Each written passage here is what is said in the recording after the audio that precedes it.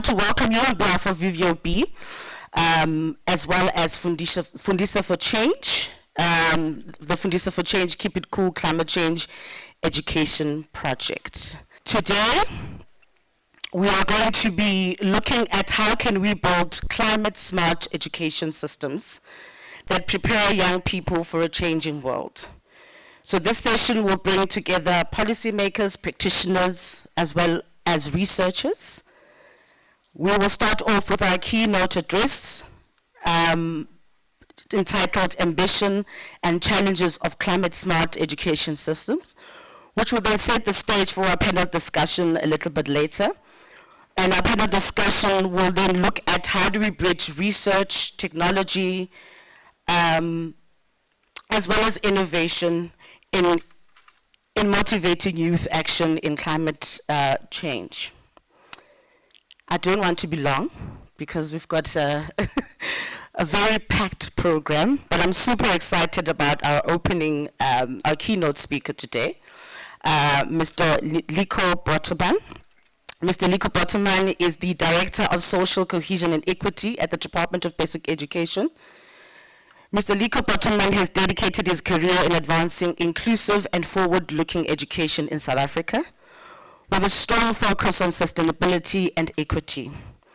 So today he's going to share his perspective on education for sustainable development, its implications for our schools and our learners, the role of climate change education and the teacher professional development in South Africa, and its transition to, yes, welcome, and its transition to a green economy.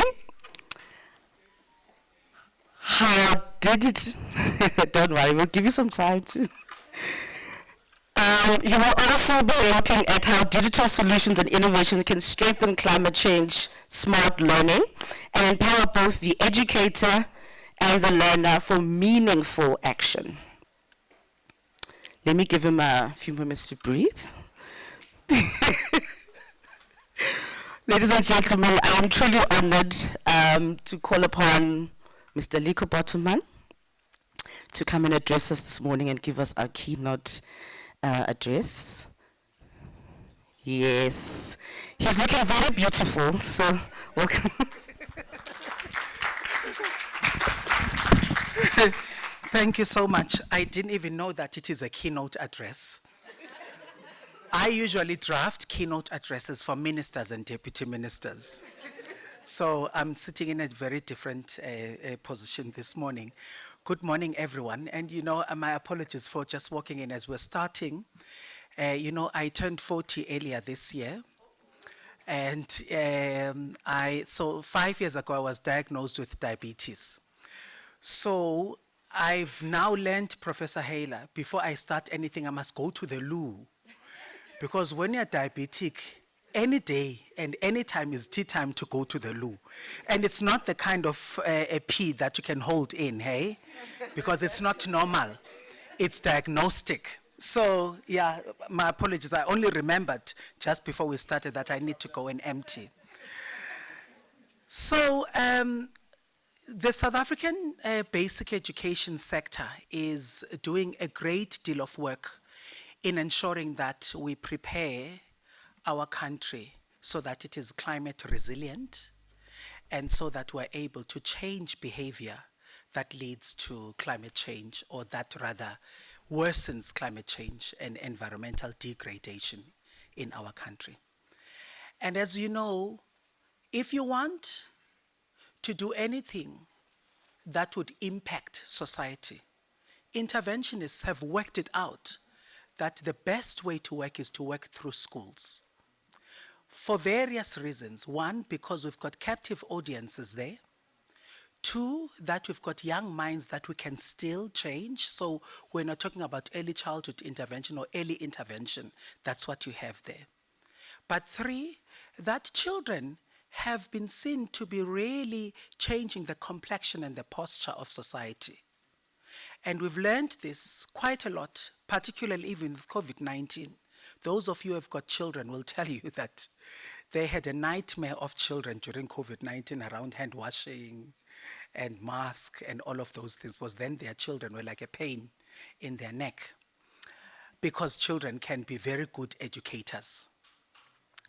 And so we then had to look at the position that we hold as basic education and the 25,000 schools that we have in the country and more than 14 million children that are in our system, to look at what we could then do to play our role. Now, I'm a person of analogies, and I want to give you an analogy about the African monarchy. I don't know how other monarchies work, but what we understand is that when you are born in the monarch, but you are too young to take the throne, then your uncle takes the throne or your mother takes the throne for you whilst you're growing up until you can then, be of mature age to take up your position. That's what had happened with basic education.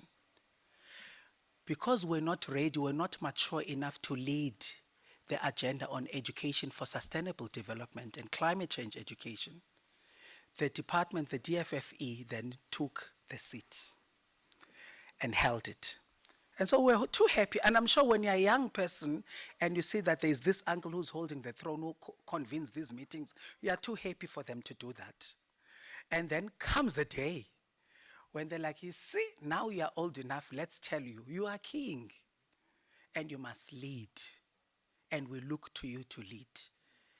It is very anxiety provoking because the work has been held by DFFE for a very long time.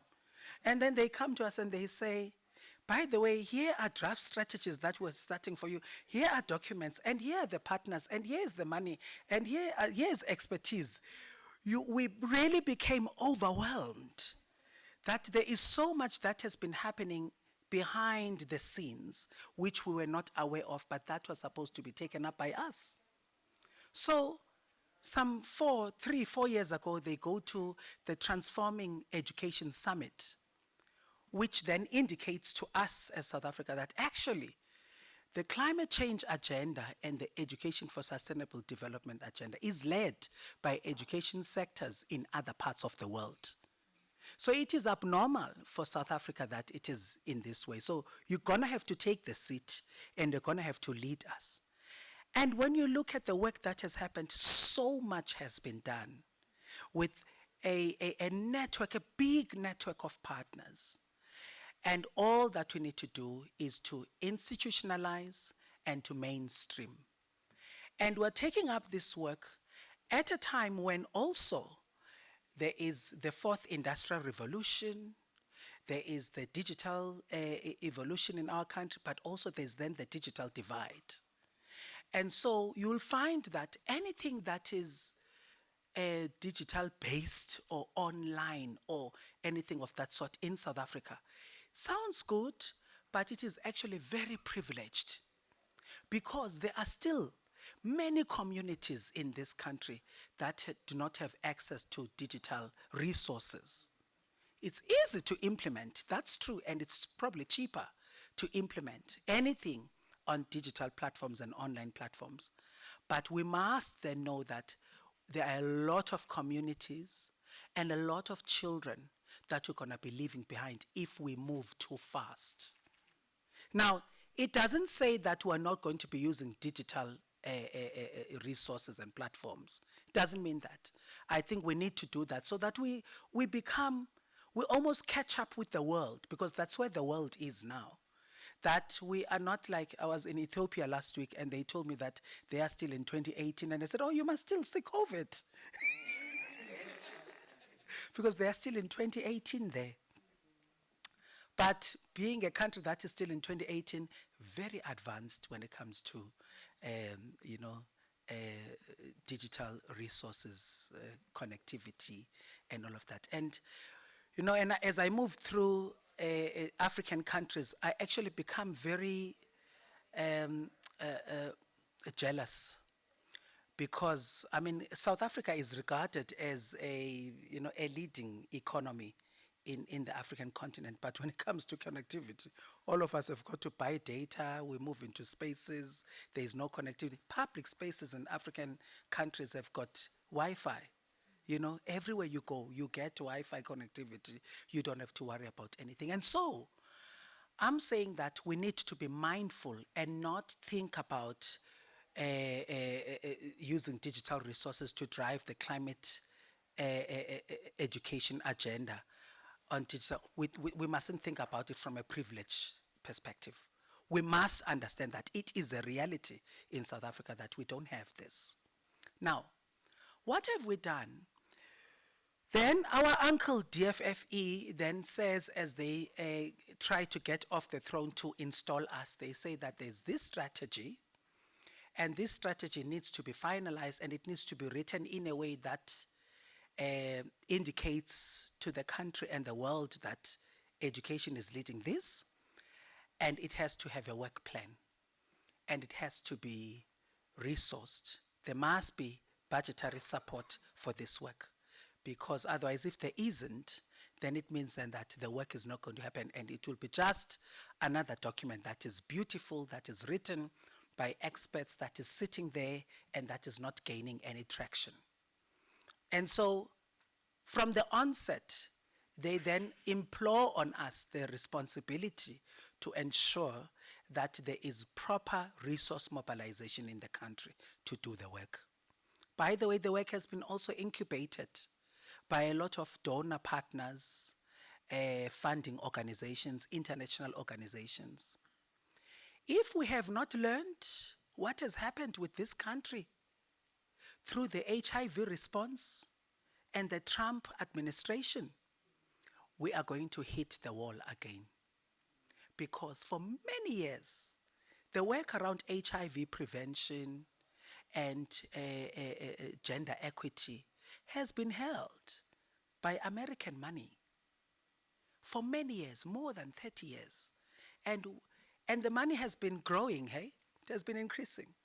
And that's why there's so much money. Everybody, if you look at the work that you try to do here and you look at other parts of the work that you do in basic education, if you come to basic education and health and you look at the resource mobilization and allocation, HIV response has got a lot of money. Sometimes they don't know what to do with it. And they continue to train people on the same things over and over again. You know, let's use a condom. Hey, get tested. Did you know about syphilis? God. Yeah. Every year. Now, you are a teacher and you have to go through this training, and it gets delivered to you as though you are hearing about it for the first time. It's not even like a refresher, or it's like it's designed that you are like doing it for the first time. Because there's so much money, they can do that. They bring people together to talk about a condom for 5 days just to move the money. And so, and I usually say to people that if we are able to consolidate the resourcing and funding network for ESD and climate change, we may just be the next HIV. Because, colleagues, every day there is an email that comes through. Every day there is something that comes through about someone who has got some resources that are lying around somewhere and they want to do work in schools. Now, another analogy that I'm going to give you is an analogy of the bachelor or the bachelorette. Do you know that program? So there's this bachelor or bachelorette, and there are these people to choose from, and they keep dating each one of them. That's the space at which we are as basic education when it comes to climate change, education, and ESD. There's just so many people who have got something to offer, to a point that we actually are now sitting in a place where, who do you really work with? There's profiler there's, but this one also says they are also an expert, that one. And then there are so many of these teacher training programs, and there are so many of these iterations of curriculum. And you sit there and you're like, okay, guys, who do we go with? Do we go with the one that has got more money and sustainable money? Or do we go with the ones that make scientific sense? Or do we go with the ones that are transformational in their thinking? Who do you go with? And I think that's exactly what happens with the bachelor and bachelorette, because these people are providing, or they come with different profiles, and that's exactly what's happening. But what government is good at government is good at consolidating and convening. We've got convening power. And so what we want to try and do is to then consolidate the sector so that if everybody is working in the teacher development space for climate change, we need to come together and have one common model. And I know that it's going to be difficult because already people have got mandates and deliverables that they've promised to the people that fund them. So we're going to have to behave like government. There's a province, I won't say by name, Mr. Tlakula, in this country, that is very clear that if you don't do what they want to do, take your money out of the province, they're fine. They can handle it. It's somewhere along the beach. That province, I love that province. I love they govern, you know? So I think that we need to do that as a nation. We need to govern. Because our agenda cannot be dictated by promises that were made for money. They've got to be guided by what we need, where we are, and where we need to go as a country. So that's part of they say in Xhosa, uginyilitye. What's that in English? You swallow a stone. Yes, you swallow. It's a stone that we need to swallow. And understand that when we say no to the money, what are we saying yes to? And when we say yes to the money, what are we saying no to as government? That's what we need to understand. And we need to live with that decision and be comfortable with it. That we said no to that money because we wanted to consolidate the space. And we wanted the space to be structured. And we wanted the space to be a little bit more directional. How much time do I still have? 1 minute. Okay. So to close my input, there are 5 key levers of change, which means that there is space for all of us. 1, curriculum. And when I say curriculum, please know that I'm not saying that we need a curriculum. We just need to strengthen the curriculum and the manner in which it is delivered, because already 155 subjects in schools have got elements of climate change education. 2, teacher development. And the work that we've done with VVOB South Africa in this country and many other partners, SANBs and everyone, has already charted a way forward around that, because there are teacher training programs that have proven to work. By the way, our teachers are saying that, yes, you may have these elements in the curriculum, but we don't know how to deliver them. And sometimes we skip them because we don't have the content and the technical know-how. 3, it is learning and teaching support materials, because the knowledge cannot be in our heads and in the bodies of people that deliver them. They have got to be backed by support materials that then teachers and children and everyone else that works in the school space can refer to. 4, we've got core curricular programming, because we do have an understanding in this country that our curriculum does not provide enough space for transformation. It only provides space enough for content understanding, but not transformation, not behavior change. So core curricular programs are an untapped space, an untapped environment that provides us with the latitude for us to be able to then impart behavior change and impart transformational knowledge to children. And the last one is research. Because without research, there is no evidence that the interventions that we put together work. And by the way, anyway, because again, this is a new space for many South Africans, you're gonna have to come up with evidence and things that help South Africans understand what works in this area. Otherwise, we'll be taking anyone that comes and we make the bad choice as bachelorettes. Thank you. Thank you. I love the bachelorette, the bachelorette analogy. It is not only the system. So in the work that we do around the Fundisa for Change, Keep It Cool Climate Change Education Project, we go to teachers, and there's so much, there's so many interventions that are there to assist the teachers and especially youth. So choosing the right program to be involved at a school level is also a challenge. And I think organizations such as Fundisa for Change, who are there to really coordinate this work around environmental learning and education for sustainability in the country, really assist us in trying to choose the right partner for the bachelor. So I'm hoping we will get there. And yes, the big brother, which is DFFE, is also here. So the big brother is not yet living alone. So our next speaker is your big brother.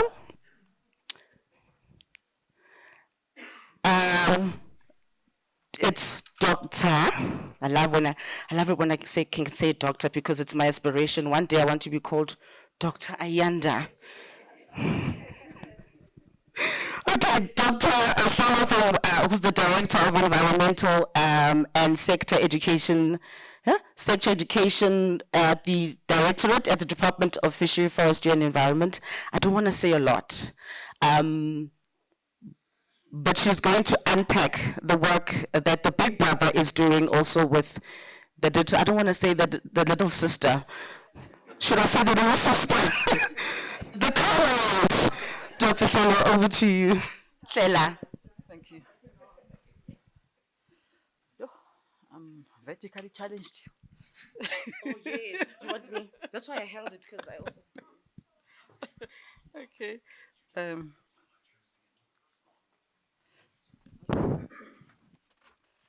Good morning. Thank you, Program Director Ayanda. Good morning, everyone. I am Sibusisi Wehlela. I'm grateful for this opportunity to present in such a big conference. My first time to attend this particular one. As Mr. Bottoman has said many times, we work together on a number of programs. So these are the programs that I'm going to talk about. The purpose of this presentation is just to show what we are doing as a department to address the green skills gap, what are we doing in terms of climate change, all of those issues. We don't work alone. A number of organizations, I'm highlighting the SANBI, the South African National Biodiversity Institute. I will close by talking about challenges and opportunities in the implementation.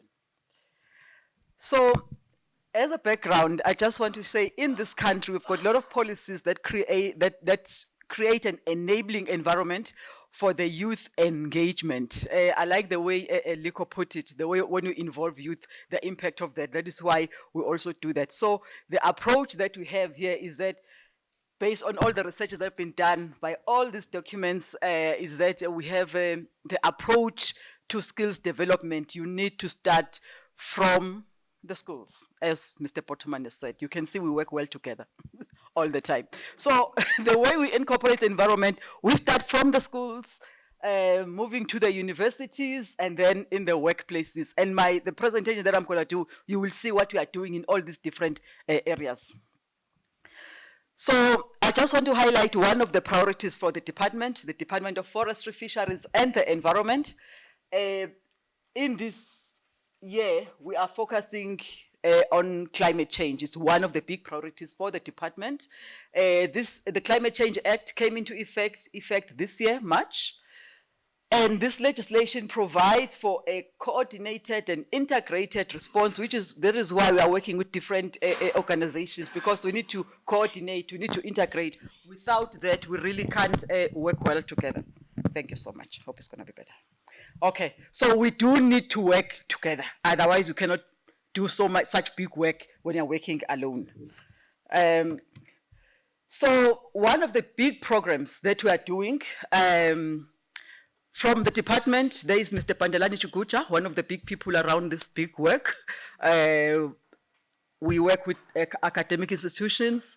Prof. Hayler is here, and many others that I'm not going to mention. The long and short, what we are doing here, every year, we train teachers, in simple terms, how to integrate environmental education in their day-to-day teaching. When I used to be a teacher at some stage in my life. I was teaching geography. And we did not have these workshops that we are doing for the teachers. So you just walk into a classroom, you teach geography as it is. So with this Fundisa for Change program, we are assisting teachers in terms of how to talk environmental education in your life sciences. In the olden days, we used to call it what? Biology. Yeah. Now it's a different term. So how to include environmental education when you're teaching maths, when you're teaching English. So that is what we are doing through this Fundisa for Change. Oh, by the way, Fundisa means teach, for those who are not South Africans. Okay, Fundisa means change. So we are teaching in a different way than what we used to do in the olden days. We have trained a number of teachers. We do this every year. So we've trained thousands of teachers. I just took this one slide from the survey that is done by our department and the Human Resources, Sciences Research Council, together with CSIR and the Department of Science and Innovation. It is such a big research that is done. It's done over a number of years. You can see there maybe from 2007. I took this one slide just to emphasize something, why we keep doing what we are doing. In this survey, there was one question on climate change awareness, just to test the awareness of the participants in that survey. The question was, how much, if any, would you say you know about climate change? And you still have 50% of the participants saying, little, or if they know anything about climate change. And to me, this says we must still carry on doing what we are doing if there's still so many people who are not aware of climate change and the impacts of climate change. So that is the purpose of doing this, what we are doing, amongst other reasons. Another big work that we are doing, because we need to address the issue of the green skills gap. We work with schools as well as universities, focusing on careers, telling them about different careers. I always say when we go for teacher workshops, if you look at people of my age or my mother's age, we didn't know about other careers those days. All we knew was like teaching, nursing, police, social worker. That is what we knew in those days. But now with these workshops, students get to know what other careers are out there. When I joined the Department of Environmental Affairs, there were few black people, if I can put it that way. There were times where you could be in a room like this and you are the only darkie in the room. So things are changing now. So that is why we need to keep pushing, doing what we are doing these career workshops, so that we can show them, we even tell them where to do those qualifications, which universities you can go to, what type of employment opportunities that are available out there. So that is why we keep doing these career workshops. Another program is called Work Integrated Learning. What we do in this one as a department, we assist learners who are doing their qualifications. Before they can graduate, they must get experiential training. So we appoint them and then we place them with the different employers throughout the country. Even in that province, Nliko, the province along the coast, they cooperate with us on that particular one. So yeah, we're very lucky. We've got a very good relationship. So we place them so that they can be exposed to different things. They can get to know about climate change, mitigation and adaptation. They learn about environmental impact assessments. They learn so many things, new topics like your just transition. So they get exposure from the real workplaces. Right now, I've got one student in my office who is assisting me as my office administrator. But most of the time, we are assisting students on environmental management, nature conservations, who are dealing with those qualifications. So that is our main focus, but there might be one or two who is doing something like public administration, then we do help. These are the institutions that we work with. We work with different institutions every year, but for this year, budget constraints also play a role. So we are only focusing on these particular institutions. And then another project, we are doing what is called Greening Colleges Initiative. Here we work a lot with TVET colleges. because we believe that skills development is a cornerstone for driving the economic and social transition towards sustainable development. So we've got students here. I just want to show you this, the training that we do with them. This is just one of them, where there was a renewable energy transition. I want to show you this one. There's going to be a video that I'm going to play here, just 21 seconds. So here we had TVET colleges participating in renewable energy boat competition. Each college had to build a boat from scratch. No,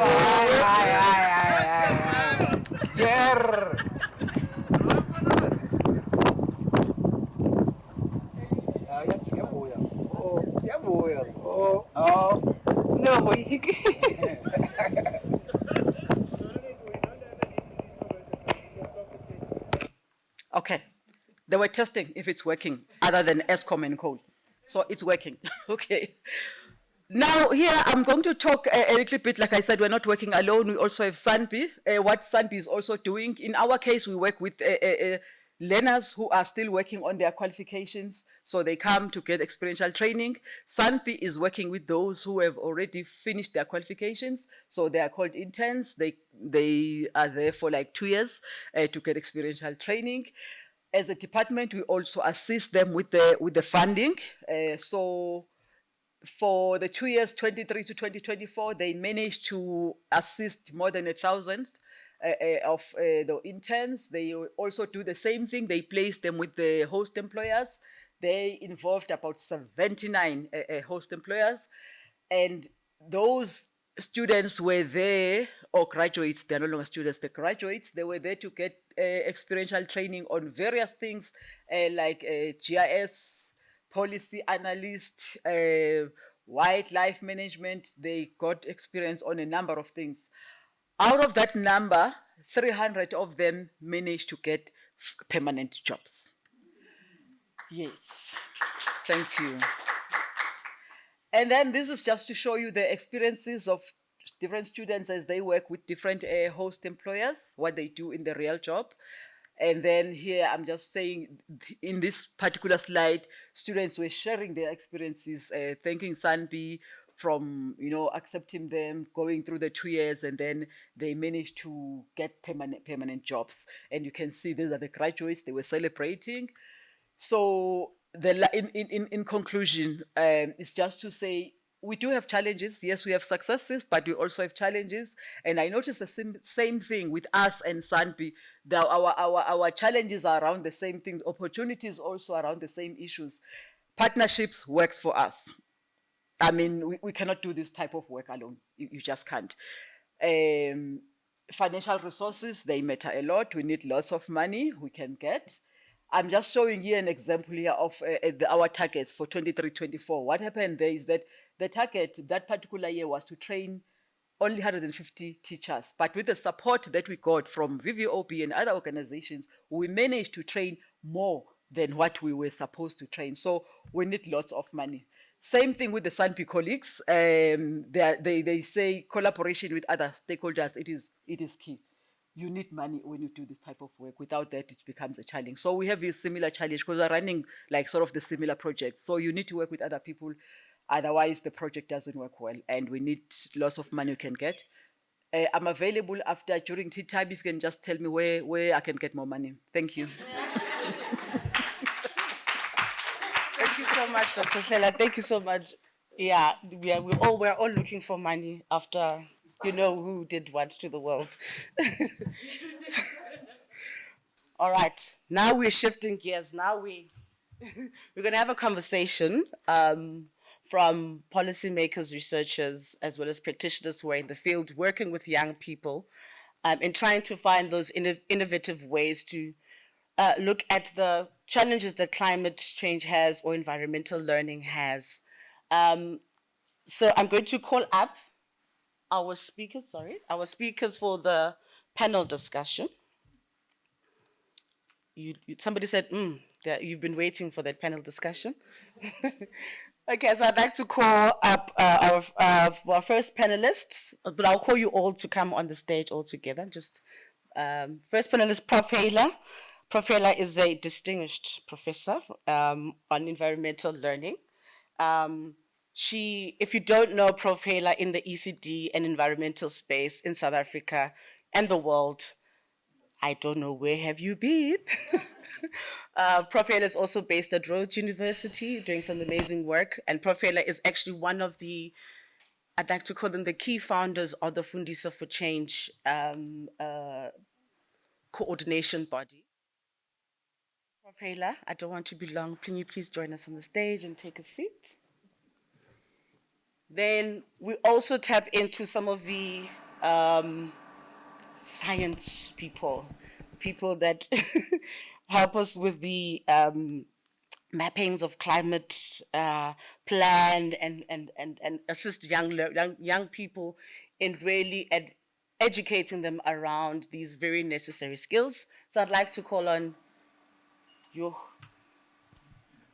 my Zulu is coming in fast. Leon Beckelans. Yes, sorry. But if you could come up. Leon is also a project manager from Nesca Maps. And then we also have Ruth Masanje. Ruth, I hope the Masanje was right. Yes. Ruth Masanje, she's also a project manager from Plan International in Malawi. And then we have our local project manager, Wetu Mamela. And Wetu is from Plan Act. What we're trying to do with this conversation, colleagues, is to really look at, I will go back, I think the keynote speaker gave me the tagline for the day, that there are all of these programs that are happening, and how do we make sure that young people first know about them, and how do we continue to engage with across sectors, across borders. For now, I just want to turn our attention to one of the programs that we're doing with Fundisa for Change. So Fundisa for Change does a number of programs. You've seen Dr. Hlela speak about the work that they're doing from Department of Fishery and Forest Environment. We've also partnered up with Fundisa, not partnered up, but we are part of the Fundisa for Change sort of network. And we have a program called the Keep It Cool, Fundisa for Change, Keep It Cool Climate Education Project, which I would like, it brings both the big brother and the sister. I think we've also recognized that schools are where communities are at. I think schools are used for churches, schools are used for local meetings. So schools for us were also a very key sort of strategic choice for us to continue this work that we're doing. So the Fundisa for Change Keep It Cool program, we've got the second iteration of that program. We first had this program in 2019 to 2021. And we were working very closely with universities. Universities would work with schools. And now we're also in the Keep It Cool Climate Change Education Program in version 2, which I'm coordinating now. We're trying to find a way to institutionalize this work within the curriculum. So supporting that curriculum strengthening process, capacitating the teacher and the learner as well. So I just want to share we're still in the pilot phase. I just want to share some of the experiences that we've had with the program, seeing what the learners and the teachers are experiencing. I think there was one thing that the keynote speaker spoke about digital skills, and how digital skills sometimes can leave others behind. I think we're learning that in the KIC2 program, that you need to have a very good blend between digital and sort of in-person. So you don't want to do away with the digital, but you want to introduce digital in such a way that it is of value to the beneficiary. So we're seeing that, and we're seeing the coming back of indigenous knowledge systems. One of the schools was doing a recycling project, and I was pleasantly surprised to see learners actually take those plastic bags and bring back that home economics work that we used to do. So they were knitting mats, bags, and these are young people who you would think are interested in TikTok. They don't really care about, so the coming back of creativity around environmental responsibility, we're beginning to see. So let me not tell you, let me show you.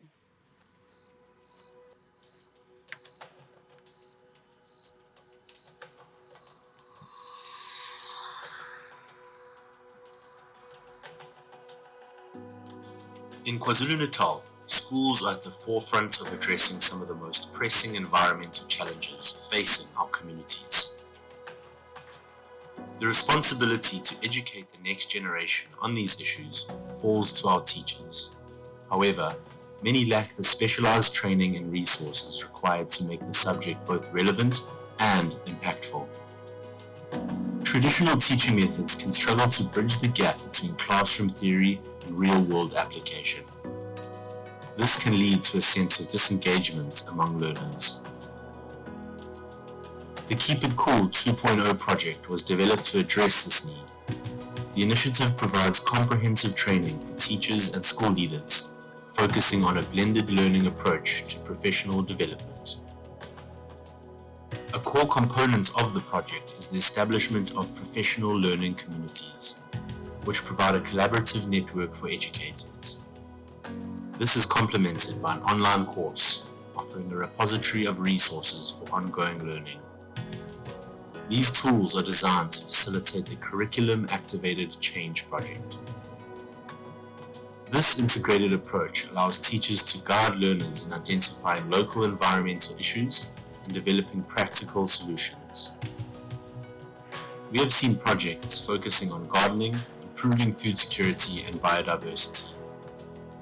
Others have led to school-wide recycling initiatives.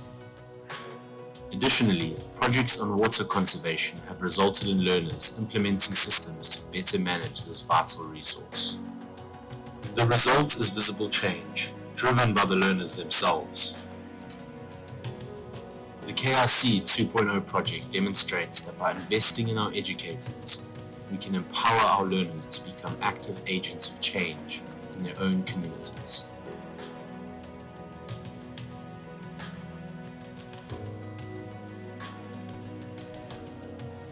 The recycling part is going very well.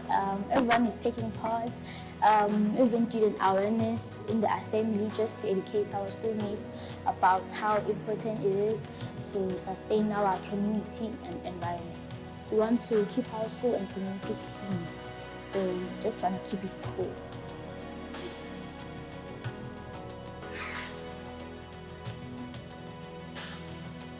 Into engineering ukuthi ngibona ukuthi i-KIC ibalulekile ey'nganeni nasesikoleni ngoba zikwazi ukuthi sizakwazi ukuthi kumele zi-protect-e i-environment, zikwazi noku-prepare for i-future. Akudingi ukuthi ey'nganeni because nawo othisha abangazi bafundile about ukunakekela i-environment.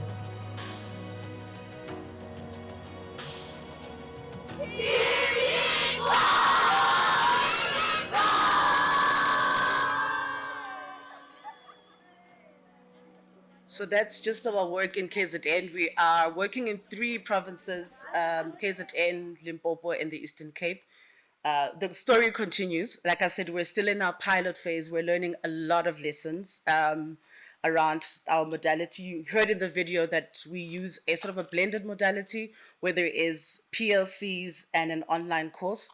And the schools that we work in are in those rural areas. So we are seeing in real time the challenges that teachers have in accessing the online course. But I must say, our teachers are, once they are sold and they see the value, they also invest in their own learning. They club together. I'm fortunately part of some of the WhatsApp groups that they have. And you would see most of the networks in South Africa in the early mornings. That's when you have less expensive data. So my phone will be buzzing around 1 a.m., 2 a.m. So you could see that these teachers are really invested. And to support them, I think, to support them with accessing online, we cannot solve it. Education alone cannot solve access. I think an access to the internet is a broader conversation that we have to have across sectors.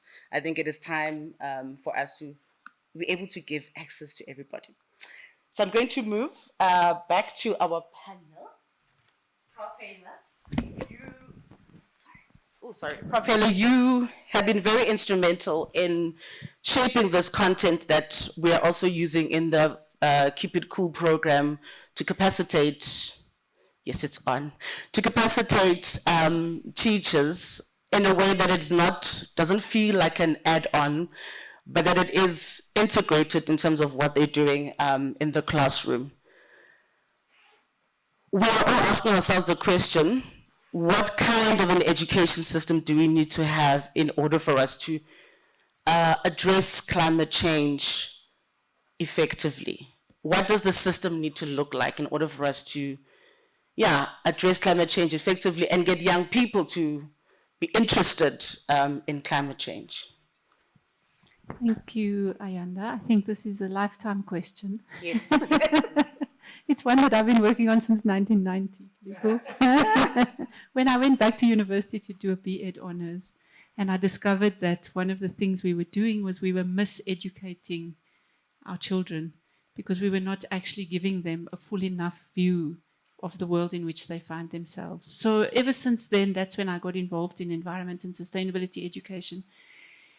Have been working on, well, what does it mean to give young children a full enough view of the world in which they live? Now that means we need to understand the world in which the child lives, and we also need to understand the schools in which they are, and we have to understand the work of the teachers who are teaching them. And you know, a teacher's work is to teach the curriculum. A teacher's work is not actually to build a school garden, right? Or a teacher's work is not actually to clean up the community. That is actually the work of the local government official. So we have to think about the work of the teacher, which is to teach the curriculum. We have to see the child in the environment in which they are. And we know that we need waste management and we need food in our food gardens.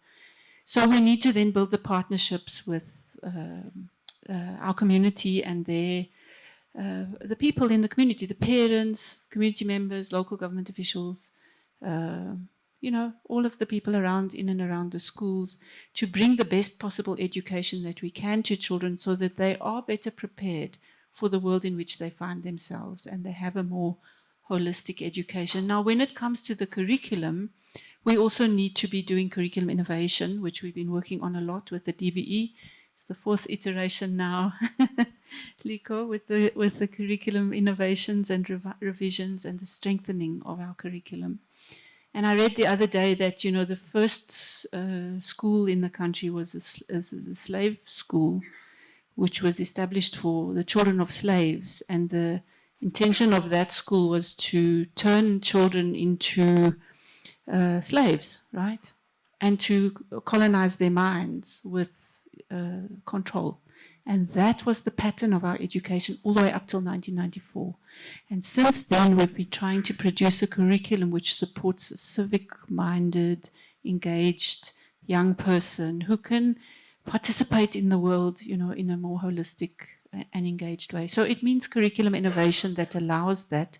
And all the efforts that we're making to strengthen the curriculum all the way from 1996, when we built the first curriculum, post-apartheid curriculum, has been to do that. And I think we're still on the same journey. And so I was very happy to, you know, see not big brothers and small sisters and whatever, but comrades, right? Collective community partners that are trying to do this work together, and we have to actually do it together. So that's the kind of system we need. We need a system that can embrace our children and the worlds that they're in, and that can also do this curriculum innovation that allows them a fuller view. I was talking to Carl just now from the CSIR, who's in the Access program.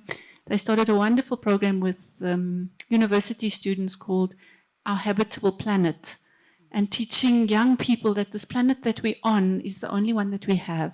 And it's an incredible place. It is habitable for us, and it's habitable for us and a whole lot of other species. Sadly, we're losing so many of the other species because of the way in which we are inhabiting the planet. So we need to change those practices. So we need new actions. So the kind of concept of climate action is to involve young people in creative activities that allow them to take action, to try to do things better. Okay, we don't want to make those same mistakes like, you know, technology innovations that produce more pollution, right? We don't need that. So we can do things like, look at this lovely magazine from the CSIR just on circular economy. I mean, imagine if every curriculum activity in the school helped children to understand the circular economy, how we would move, you know, and our teachers too. I think, Liko, you mentioned that we have 25,000 schools, 14 million children, and we have 454,000 teachers. That excludes the early childhood education teachers and the special school teachers. So we have 500,000 teachers. So one of the challenges to reach our teachers, to bring these ideas, you know, ideas about education, and as you said, they're not actually, once the teachers feel them and once the teachers get involved, they actually really love them. So there's something important about that too, that we need to appreciate. So it's not just technicist, it's actually social, the transformation that we are in. So I don't know if that answers the question a bit, Ayanda. It brings us closer to the final answer. I think I really resonate with that, Profela. We in KIC, we're working with life orientation as the subject to run this program. I think when we're engaging with officials around the choice of life orientation, they're like, but why are you having a conversation around climate change in life orientation? Shouldn't you be looking at NSSS? And when you take a closer look at the ATPs, it's just ESD all over it. And when the teachers start seeing how all of the work that they're doing actually links up to all the learnings that the learners learn from geography to natural science, and how do we then develop these citizens who care about the environment, who care about the next person. So yeah, it was and the process that the department has gone through now, which was to strengthen that life orientation textbook, has made, yeah, you can see the teachers' eyes light up. So I think we are beginning to see that work you're speaking about, even in the system itself. But yeah, I think the highlight for us is when we talk about issues around environmental and climate change, to not forget the care, the social. We tend to move a lot into the sciences, which are equally important, but I think the care is also something that we need to hold in the conversation. Profela, my next question, I could not ask you about the role of academia in this for climate action. What do we need to do better or do more of? So academia, you know, when I think about the role of academia, I think about what would happen to us if we didn't have our universities, right? And of course, then you start to appreciate the role of universities. And the work that universities do, I think, is sometimes maybe misread a little bit.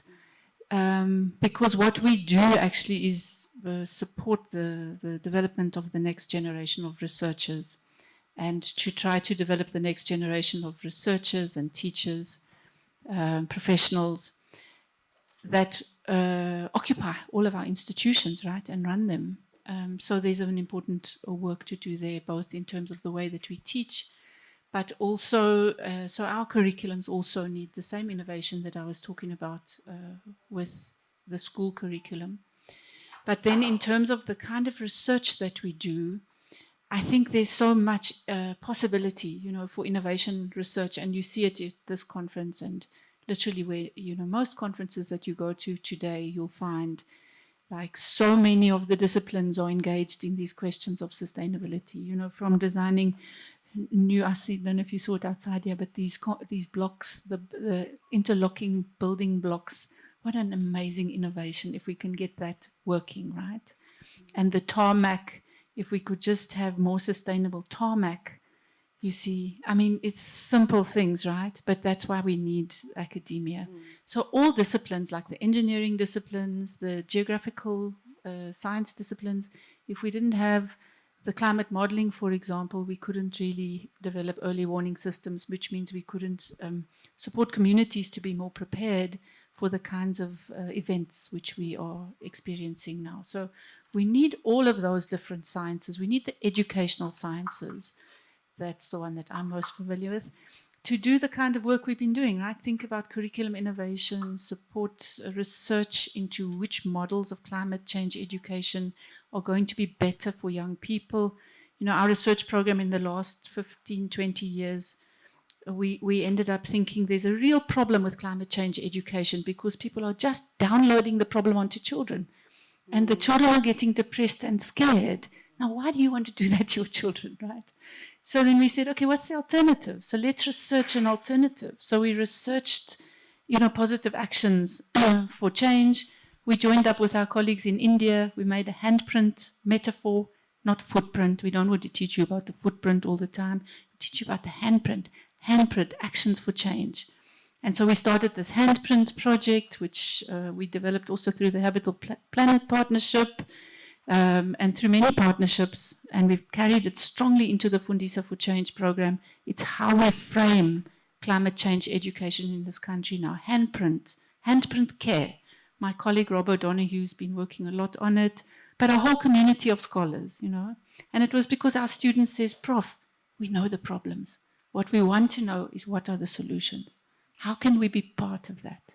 Very crucial, you see. So to research ways of thinking about climate change in the education sector, you know, so every discipline has got its role to play.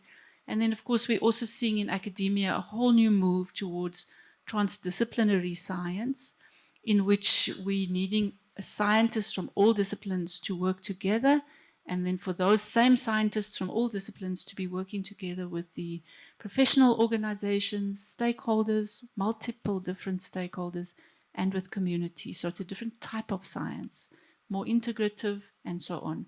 And then the last role for academia, which I think we maybe need a little bit more of, is for us to really understand the contradictions that we're facing as we talk, you know, innovation and change and so on. The one I've been trying to follow recently is the contradiction between the use of AI to resolve climate challenges, the whole hype around digitalization and AI, and the environmental impact of this new innovation. It's frightening, actually.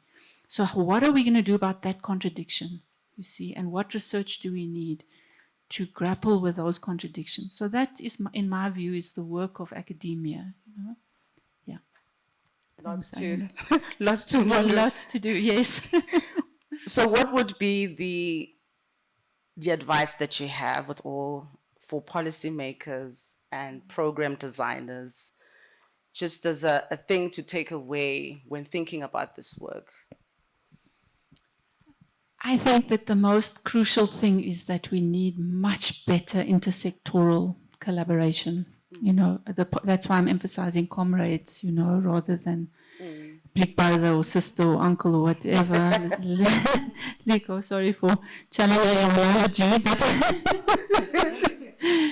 we really do need that, because there's no way that one single government department can solve this challenge that we're facing. The level of work that is needed in order to be able to confront not only the climate challenge, but also the social change demands in our society. You do know that we've had children in our province that have been dying of hunger this day and age in this country. You see, we really need to work together. So we need Department of Environmental Affairs, Forestry and Fisheries. We need water, our Department of Water and Sanitation. We need Department of Agriculture, working with DBE, DHET all of the time. Science and innovation, because we need these innovation ideas to come into the education system. So we really need this like very high level, strong collaboration.